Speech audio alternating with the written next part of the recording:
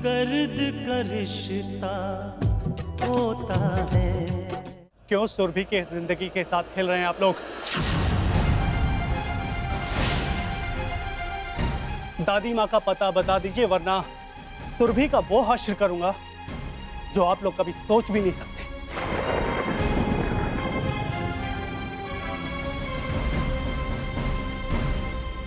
मेरी तो जेबों में भी नहीं है। बदतमीज!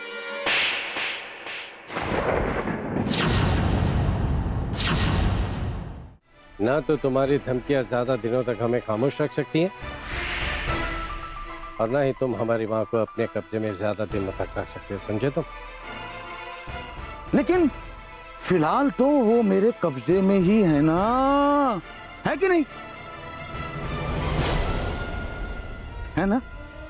मैं जानता हूं कि तुमने आश्रम में जाकर उस मैनेजर को क्या क्या बोला है।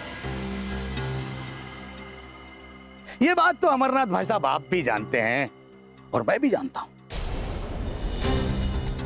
कि आप पुलिस के पास तो जा नहीं सकते। नहीं नहीं जा सकते। तो इसका मतलब आप लोगों का खेल यहीं पे खत्म।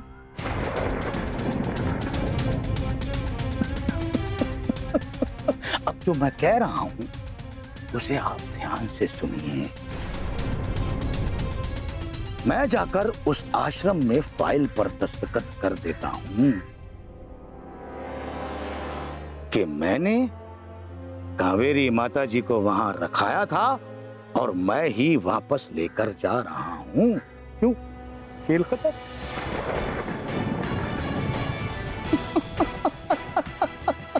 बस अब यहां हरिद्वार में रहकर क्यों खेल खेल रहे हो?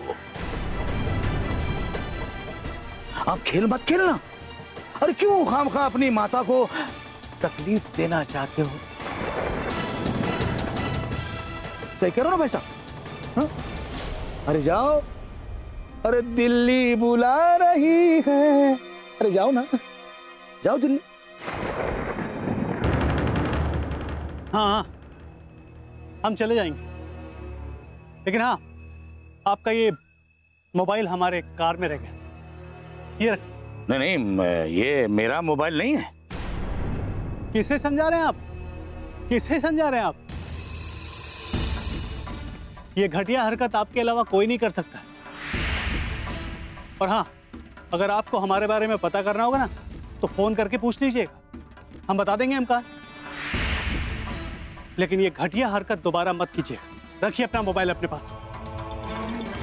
अब तुम कह रहे हो भतीजे, तो मैं रख लेता हूं।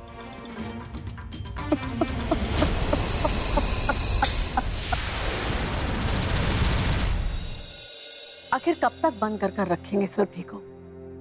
अब उसे बंद करके रखने का मतलब क्या है? अब तो ये साबित हो गया ना कि माँ जी बांकीलाल की कैद में है।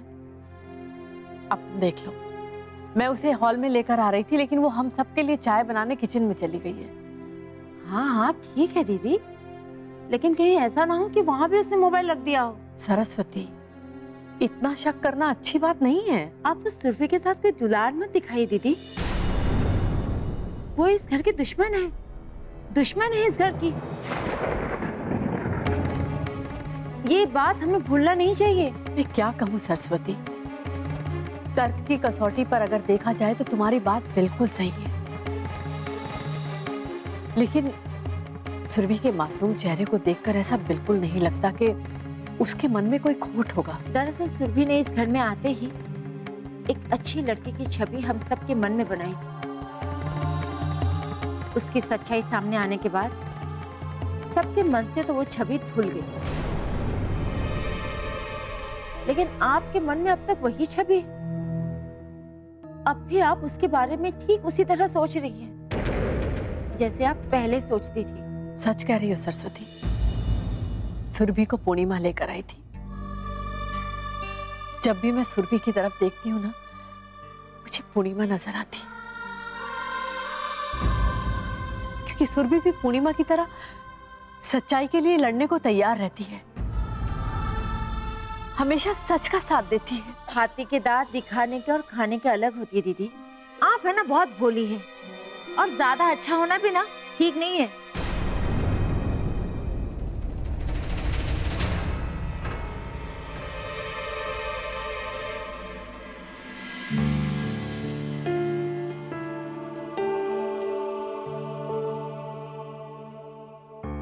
माँ जी, आप एक बार पापा जी को फोन करके पूछ लीजिए ना कि वो कब तक आ रहे हैं। क्यों? तुम क्या करोगी जानकर? क्या ये जानना चाहती हो कि वो लोग वहां रुकने वाले हैं कि नहीं, वापस आने वाले हैं कि नहीं? हाँ, चाची जी, आप मेरे हर बात का मतलब गलत क्यों निकालती हैं? मैं तो बस इसलिए पूछ रही थी कि पापा जी थके होंगे, मैं उनके लिए भी नाश्ता बना लेती। तुम परेशान मत हो सुरभि,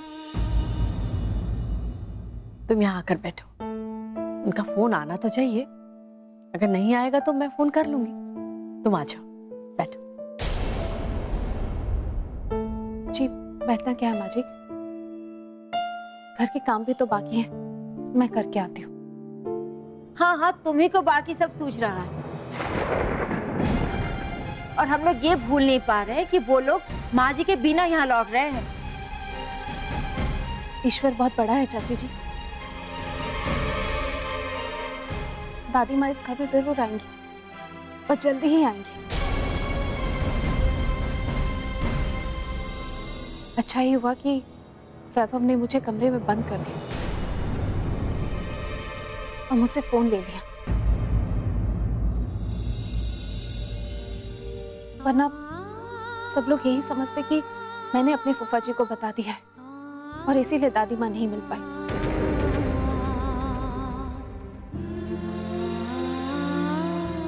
इसलिए ईश्वर जो कुछ भी करते हैं अच्छे के लिए ही करते हैं।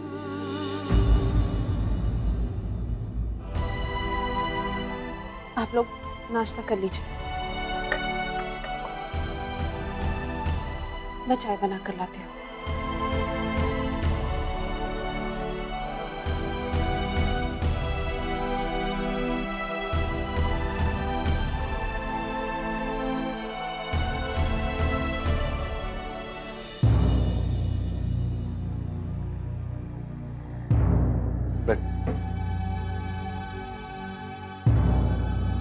नमस्ते माँ जी, कैसी हैं आप?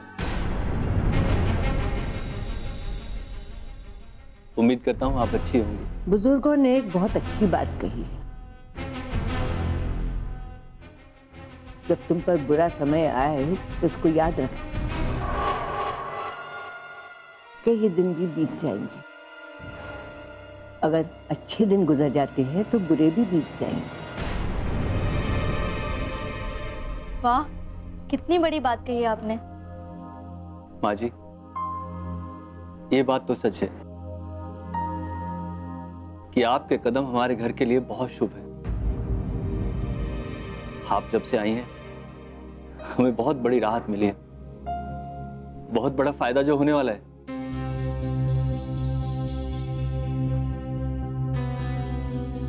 माँ जी, ऐसा कुछ मत कीजिएगा जिससे आपको नुकसान पहुंचे। मुझे धमकी दे रहे हो? मैं तो आश्रम में भी सुखी थी, लेकिन दुख इस बात का है कि अपने बच्चों के लिए मैंने अपना घर छोड़ा।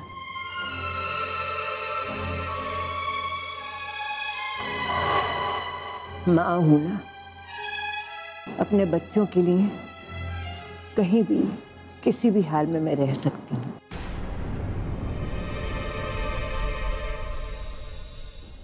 लेकिन आज दुख इस बात का है कि मेरे बच्चे आज भी मेरे लिए परेशान हैं। 1 महीना माँ जी, बस 1 महीना।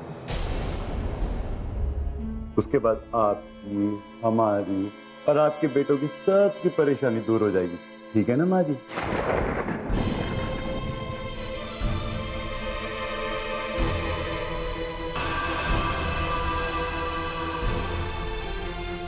बरखा। हाँ भैया। मैं ये कह रहा था कि हम लोगों का तो कुछ भरोसा होता नहीं है, कभी यहाँ है कभी बाहर है, लेकिन तुम माँ जी का खास ख्याल रखना, क्योंकि माँ जी हमारी खास मेहमान है। इन्हें कभी भी किसी चीज की तकलीफ नहीं होनी चाहिए।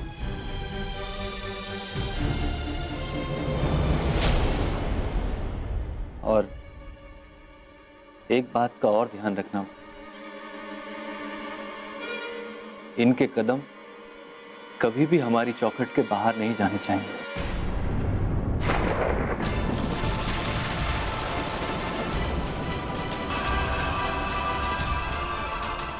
तुम सोचते हो कि तुम मुझे यहाँ लेकर आए हो। मेरे विचार में ये मेरी तकदीर है कि मुझे इस तरह दर दर की ठोकरें खानी पड़ रही हैं। लेकिन एक बात को ध्यान रखो, मैं इस चौखट को नहीं लाऊंगी अपने आप, लेकिन भगवान ने चाहा तो एक दिन तुम ही मुझे मेरे घर तक पहुंचा कर आओगे। हाँ माँ जी, मैं खुद आपको दिल्ली छोड़ कर आऊंगा, आपके घर पहुंचा कर आऊंगा। लेकिन माँ जी, जब तक आप यहाँ हैं, आप हमें सहयोग कीजिए।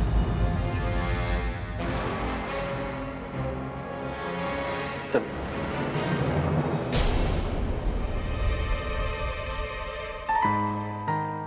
क्या नाम है बेटा तुम्हारा? मेरा नाम बरखा है।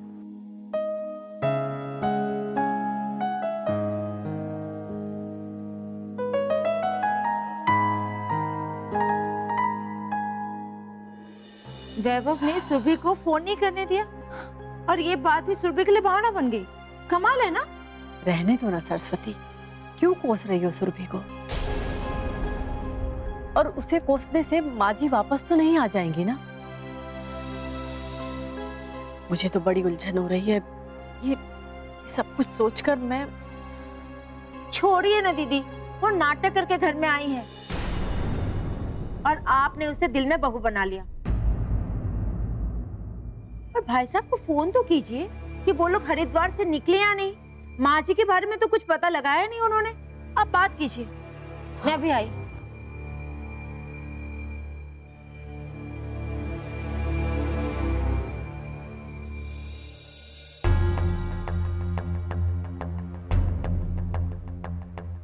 अब मुझे पता लगता रहेगा कि बाकीलाल चाचा कहाँ जाते हैं, कहाँ रुकते हैं।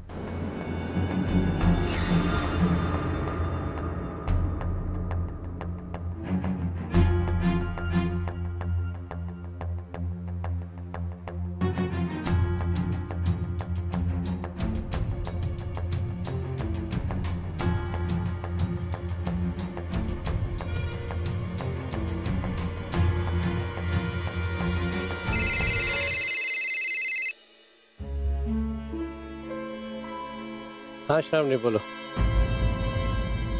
अब कहाँ हैं आप लोग? हरिद्वार में। श्रावणी, हमने माँ को ढूंढने की बहुत कोशिश की और हम अपनी कोशिश में कामयाब नहीं हो सके। हम माँ को ढूंढने के लिए मुकुंद प्रसाद चौरसिया के घर भी गए, वहां से भी माँ को हटा दिया गया। तो क्या माँ जी मुकुंद प्रसाद के घर पर भी नहीं है? श्रावणी, अब धीरे धीरे बातें साफ हो रही हैं। दरअसल माँ हॉस्पिटल में मरीजों के साथ थी और जब वो हॉस्पिटल से निकली तो उन्हें और कोई नहीं, चंदन अपने साथ ले गया। क्या? अब बातें साफ हो रही श्रावणी कि चंदन माँ को लेकर वहां से गया और सीधे बाकीलाल के हवाले कर दिया। यानी कि सचमुच वो लोग बाकीलाल से मिले हुए? हमें तो ये सारी बातें पता थी श्रावणी, लेकिन पता नहीं तुम किस असमंजस में थी। अब धीरे धीरे बातें सब साफ हो गई कि मुकुंद प्रसाद, चंदन और बाकीलाल आपस में मिले हुए। मैनेजर साहब, कहाँ है मेरी माता जी? अरे मैं तो आपके पास उनको छोड़कर गया था। कहाँ छुपा कर रखा आपने मेरी माता जी को? दर्द का रिश्ता होता है। कि मुकुंद प्रसाद, चंदन और बाकीलाल आपस में मिले हुए,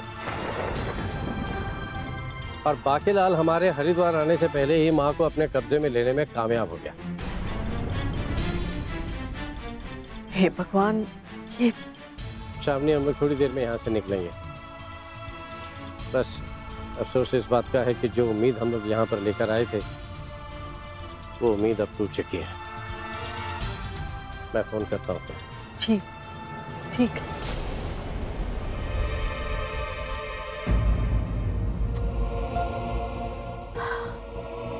अब धीरे धीरे बातें सब साफ हो गई कि मुकुंद प्रसाद, चंदन और बाकीलाल आपस में मिले हुए, और बाकीलाल हमारे हरिद्वार आने से पहले ही माँ को अपने कब्जे में लेने में कामयाब हो गया। वो एक जगह पे नहीं है यार, कुछ पता चला? ये देखिए चाचा, अभी भी बाकीलाल चाचा शरणम आश्रम में ही हैं। तो वही कहीं घूम रहा है। ये ठीक है। ओके ओके, आप जाइए। ठीक, वहाँ रख दीजिए फल को। ठीक है। नमस्कार नितिन महाराज। आप अकेले आ गए? पहले माताजी को लेकर आइए, साथ में जाओ। इतना परेशान क्यों हो रहे हैं आप अपने हिसाब से? आप पहले कावेरी माताजी को लेकर आइए, वरना मैं पुलिस में जाऊंगा, समझे ना? आप अमरनाथ और केदारनाथ की जबान में बात मत करिए। मैं तो एक बात बताऊं मैनेजर साहब, आप परेशानी में पड़ जाएंगे अपने हिसाब से। देखिए, आप माताजी को लेकर आते हैं या मैं पुलिस स्टेशन जाऊं? मैनेजर साहब, कहाँ है मेरी माताजी? अरे मैं तो आपके पास उनको छोड़कर गया था। कहाँ छुपा कर रखा आपने मेरी माताजी को?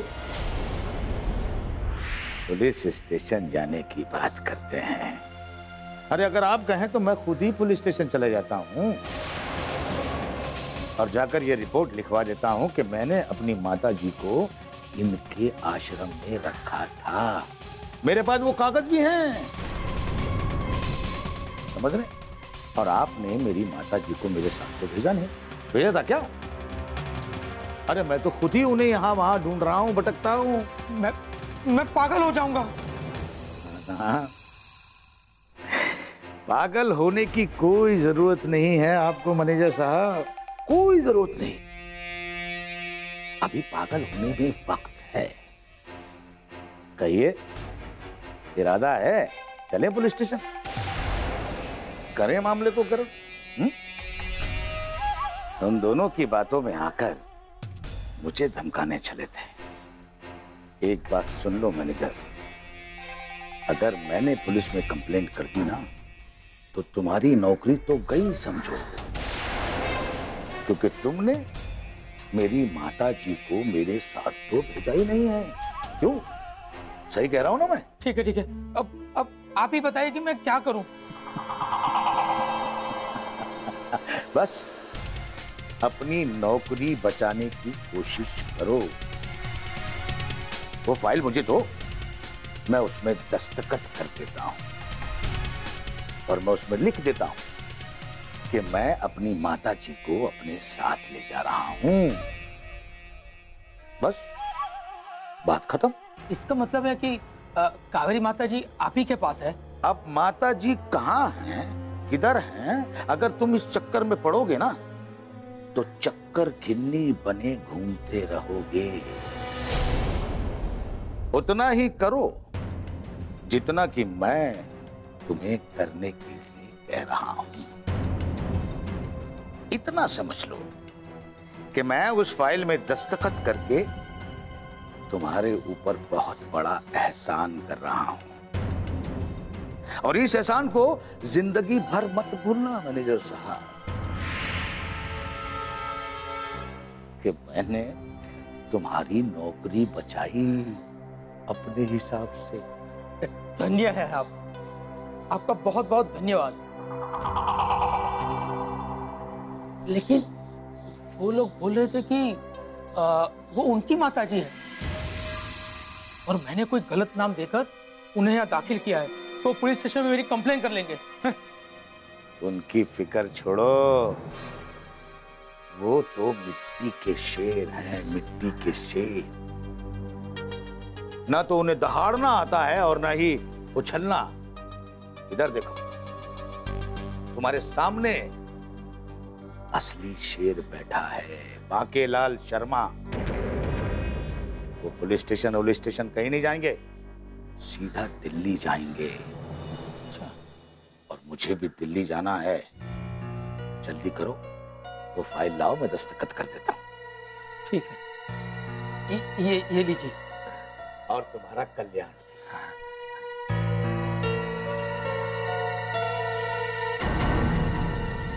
देखा, बचा लिया ना मैंने तुम्हें। अब तुम बच गए नितिन, मैंने तुम्हें बचा लिया दस्तखत करके। मैंने इसमें यह लिख दिया है कि मैं कावेरी शर्मा को यहां लेकर आया था और कावेरी शर्मा को लेकर वापस चला गया। अब तुम्हारी नौकरी बच गई, मेरा एहसान भूलना मत। हम लोग उन्हें बता भी देते तो यकीन नहीं करते, क्योंकि वो लोग हमसे सिर्फ नफरत करते हैं। नफरत क्यों नहीं करेंगे भावना? दर्द का रिश्ता होता है। अच्छा नितिन भाई, अब मैं चलूं? हाँ चलिए। नमस्कार। नमस्कार। प्रणाम। सत श्री अकाल। सत श्री अकाल। सत श्री अकाल। अपने हिसाब से ये आदमी कितने जल्दी मैनेजर साहब से नितिन भाई पर आ गया। कमाल। चलो भाई, बच गया। ये आप क्या कह रहे हैं पापा? वो लोग यहाँ आए थे? हाँ बेटा, उन्हें ये बात पता लग चुकी है कि माताजी को वहां से तुम लेकर आए, और उन्हें इस बात का शक भी है कि शायद माताजी को हमने अपने घर में रखा हो। हम लोग तो बाहर बैठे थे, उन लोगों ने अंदर आकर भी तलाशी ली। हमारे पास उनके अब किसी भी सवाल का कोई जवाब नहीं है। बांकेलाल की बात मानने से मैं इंकार नहीं कर सकता, और उन्हें यह भी नहीं बता सकता कि बांकेलाल के आदमी हमारे यहां से माताजी को उठाकर लेकर चले गए हैं। हम लोग उन्हें बता भी देते तो यकीन नहीं करते, क्योंकि वो लोग हमसे सिर्फ नफरत करते हैं। नफरत क्यों नहीं करेंगे भावना? हमारे बारे में जो कुछ भी वो जानते हैं उससे सिर्फ नफरत ही पैदा होगी। पता नहीं परिस्थितियां हमारे साथ ये कौन सा खेल खेल रही हैं। हम खुद को बेगुनाह और बेकसूर साबित करना चाह रहे हैं, लेकिन उनकी नजरों में हम आज और भी बड़े गुनहगार हो गए। मैं दादी माँ को अपने साथ यहां लेकर आया, ये बात तो उन लोगों को पता चल गई, लेकिन वो लोग ये नहीं समझ सके कि माँ को बेहोश करने के बाद दादी माँ को यहां से अगवा किया गया है। पर उन्हें ये बात कैसे पता चलेगी बेटा? वो लोग तो ये मान चुके हैं कि हमने पहले माताजी को अपने कब्जे में किया और फिर बांकेलाल के हवाले कर दिया।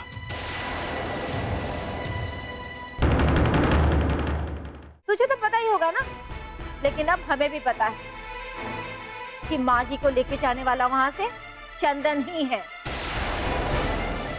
और फिर वहां से उसने माँ जी को बांकेलाल के हवाले कर दिया होगा। आप लोगों को क्या लगता है बुआ कि सच छुपा रह सकता है? ये तुम क्या कह रही हो सुरभि? वही कह रही हूँ जो सच है। आप लोग इस सच को क्यों छुपाना चाहते हैं बुआ?